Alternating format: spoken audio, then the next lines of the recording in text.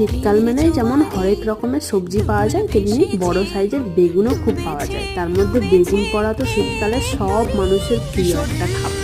বেগুন পোড়ার সাথে সাথে প্রত্যেকটা বাঙালিরও এই রেসিপিটাও খুব প্রিয়। উড়িষ্যার ফেমাস রেসিপি, কিন্তু বাঙালিদেরও মন জয় করে নিয়েছে। প্রথমে আমি বেগুনগুলো কেটে লবণ হলুদ মাখিয়ে কিছুক্ষণ রেখে তেলের মধ্যে একদম ছেঁকে ভেজে নিয়েছি।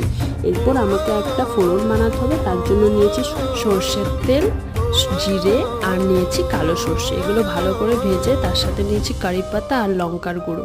এরপর দইয়ের মধ্যে নিয়েছি আমি চাট মশলা আর লবণ। ভালো করে ফাটিয়ে ভাজা বেগুনগুলোর উপরে ওই দইয়ের ব্যাটার আর ওই ফোড়নটা দিয়ে কিছুক্ষণ রেখে দিলে রেডি হয়ে যাবে এই দই বেগুন। এই দই বেগুন খুব ভালো লাগে রুটি বা পরোটার সাথে খেতে, ভাতের সাথেও খেতে খুব ভালো লাগে। নিরামিষ দিনে এই রেসিপিটা হলে মন্দ হয় না। যদি ভালো লেগে থাকে রেসিপিটা, অবশ্যই লাইক